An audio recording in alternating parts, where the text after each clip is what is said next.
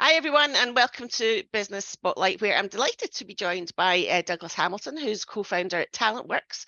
Welcome, Douglas. How are you? I'm very well, thank you. Yourself? I'm good. So thanks for coming along today. Tell us a bit about what it is you do, just in a nutshell, and then we'll start to unpick a little bit about your background that's led you to this place. Okay. Well, we are what I would classify as a talent partner organisation. So we focus on attraction, retention, and acquisition of new talent for businesses in Scotland. Okay. And so what's got you to this place? Did you start in recruitment? Has that been your career so far? No, I'm not. I don't come from a recruitment background. I come from a kind of a sales and marketing. I started my career in door-to-door sales, commission only, out in the kind of trudging around in the rain and selling everything from loft and caveat wall insulation to credit cards and all that sort of exciting stuff. It's a tough gig. Yeah, very tough gig. Yeah, I mean, the first time, I think within my first 6 weeks, I was so absolutely skint, and I had no money at all. That I had a hole the size of a 50p coin in the bottom of my shoe, and I did the whole classic, stuff the newspaper thing into it, and trudging around and kind of work through it, But it was certainly character building, and it teaches you a few things that you don't pick up elsewhere in the business world, I don't think, So Totally. Yeah, so I moved on from that into I went and worked with a manufacturing company within a marketing role, and helped them kind of launch a new education product to market. Had a little sabbatical over to New Zealand for a couple of years. So I lived over there and just kind of messed around with a bit of traveling, and came back from New Zealand and really kind of wanted to start my own business. So I tiptoed into recruitment for a little while.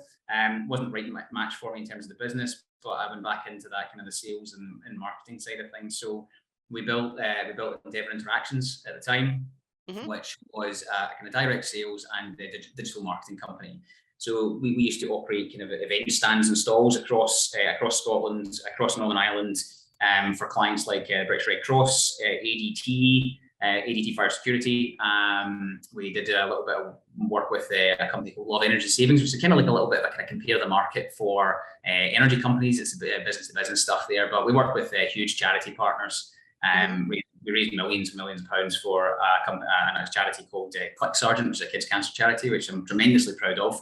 And obviously we did a huge amount of work with Erskine Hospital as well for Scottish veterans. So I think it's probably kind of safe to say that through what I've done, the reason I ended up in recruitment was because I just have a passion for people. I really love interacting with people on a day-to-day basis. I think the idea of being stuck in a role for me where I can't talk to people anymore would drive me absolutely mental.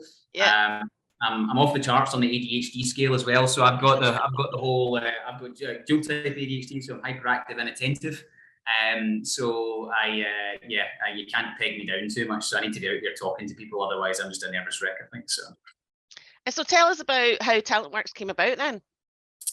It's a bit of a kind of a funny story. When I basically, long story short, with COVID, I had to close my previous business down. Unfortunately, just because we dealt with face-to-face in the public, as I'm sure you can imagine, with the social distancing restrictions, something we had to cease trading, unfortunately. But for me, it was, again, like I said, tapping into that vein of passion that I have for people. So it was a logical step for me to kind of take that kind of stride into recruitment. So I started off working in executive search, went into to build and develop and launch a tech division for an established executive search company in Glasgow. But I kind of quickly realised on a wider perspective, not necessarily with them particularly, but on a wider perspective, that the recruitment industry just wasn't moving with the times. It was very kind of stuck in the past, and I think that the priorities of the whole industry were very kind of skewed. Right. There's a lot of businesses out there. I think recruitment is very insular. If you look at a lot of the recruitment businesses, if you look at the websites and all that, for example, they're all just exactly the same as each other, just kind of copy and paste, slightly different colours and maybe a few different kind of things there. But it's the same content regurgitated time and time again. And if you actually look at the core of their businesses, it's the exact same business. It's just someone else sitting in the chair kind of type thing. Yeah. What I wanted to do, and this is probably coming from an external perspective, looking in at the industry rather than being kind of that traditional recruiter path there, was actually looking at it and kind of trying to understand what is it that the businesses need from that, what is it that candidates require from the recruitment industry, what is it that where does that service ultimately add value? What is it these companies are trying to accomplish from that? So Talentworx sort of kind of started in my brain. It wasn't originally called Talentworx, but that kind of evolved. Secured obviously the investment from the guys over at Softworx. So we've really kind of partnered up with them. It's an established managed service provider business, working quite heavily within that tech space. They also do a lot of kind of audiovisual telecoms, dealing with large corporates all the way down to the SME level, and the public sector bodies as well. But it kind of seemed like there was a lot of synergy between what they're trying to accomplish on their side and what we're trying to accomplish. So we kind of brought my my kind of brainchild, my IP, if you like, together with them, and really created something quite unique, and we're quite excited about it. Sounds good. And so it sounds like you feel you're a bit of a disruptor in that space. Would that be fair to say?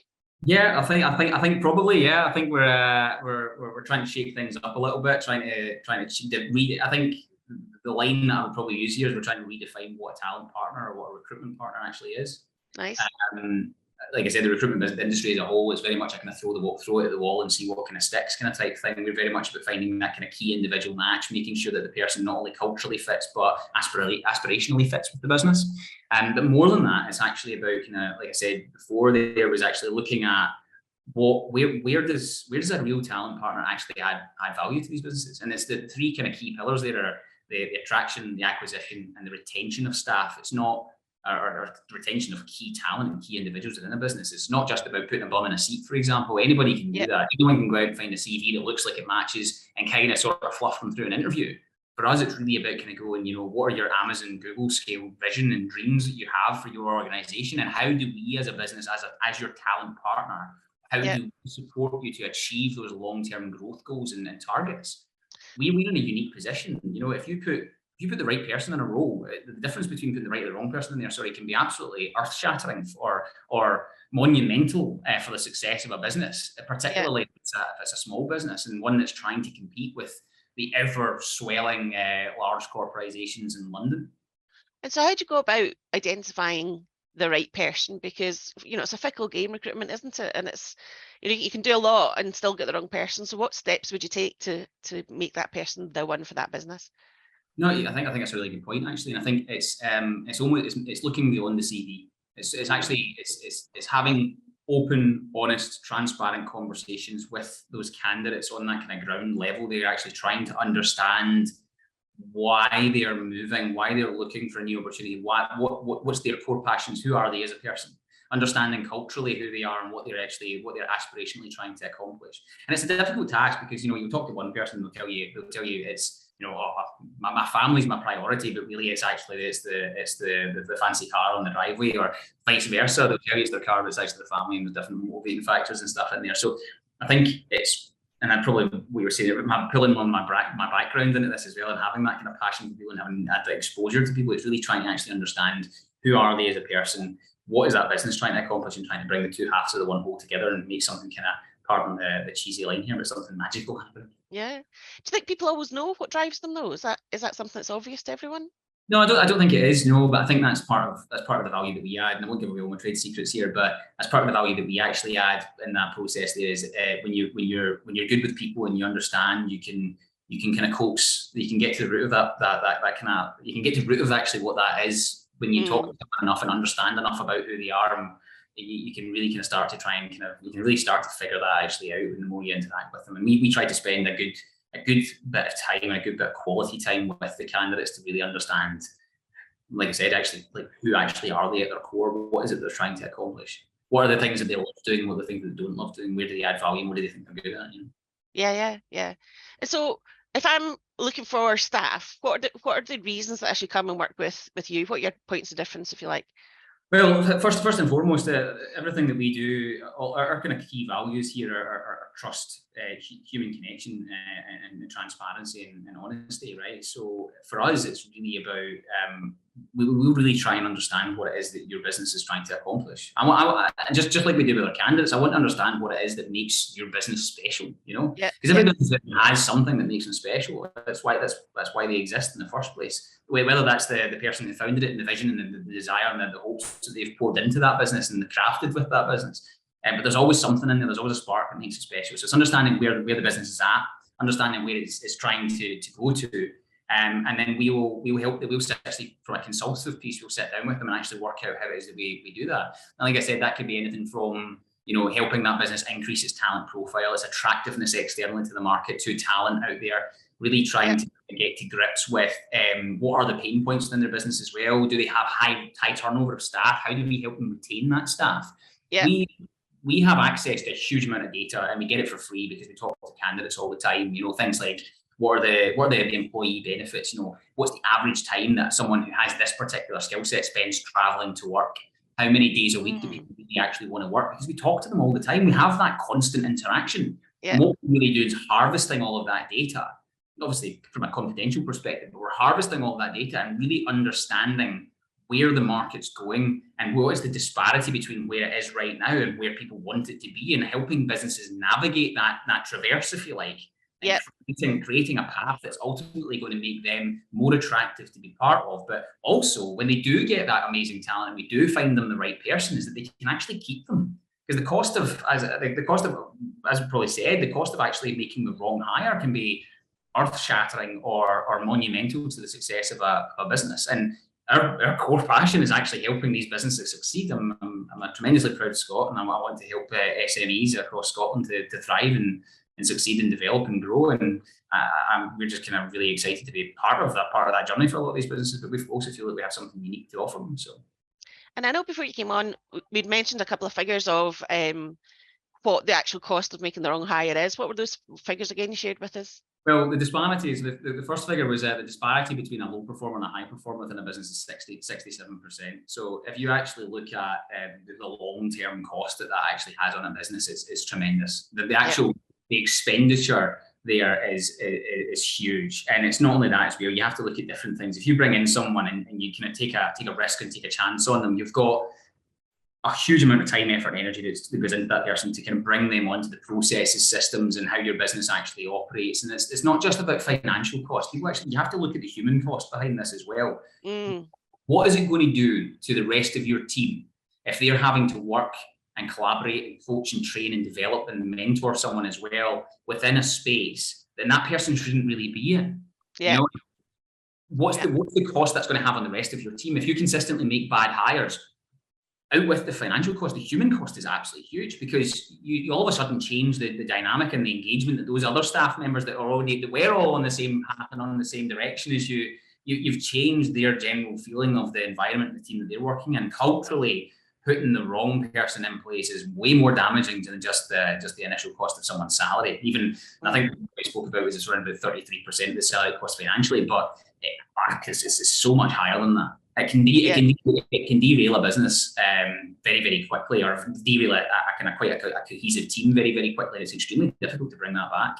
So I think that's the value for us, is that I'll give you a prime example of this. Sorry, and I'm kind of nattering here, but a prime example of this is we're working quite closely with a managed service provider in Scotland at the moment, and we had a really amazing relationship. We have a really amazing relationship with these guys. But I can tell that they have some tremendously cool IPs, intellectual property projects that they're working on, things that they're ready to launch to market, things they're not quite ready to launch to market. But we had a really open conversation with them. They really kind of opened up their books to us to a degree and actually showed us where, what sort of percentage profit they have on the products they're selling, where should their commission rates be, what sort of benefits should they have in place. Actually, we've got a couple of requirements here. Are these the right people that we should be hiring? Is this what we actually need for our business? And we kind of boiled it back and had a look at it and went, look, actually, the role requirements that you set out to us, these aren't the right individuals. You're hiring for the wrong thing. You need this. You need X, Y, and Z. And they went away and had their whole consultative piece and came back and went, you know what, hands up, you're absolutely spot on. Can you go find us these people? And we've done that, and it's working tremendously well for them. But that's the consultative piece. It's being more than just you've got a vacancy, let me fill that for you. Yeah. Anyone can do that. Go on. No, I was just saying, anyone can do that. It's having the intelligence to actually really assess what do they actually need? What does somebody actually need from us? And it's trying to support them. Yeah, and I guess, offering that mirror up to them to say, really, is this what you want? Must be a kind of refreshing approach for a lot of them.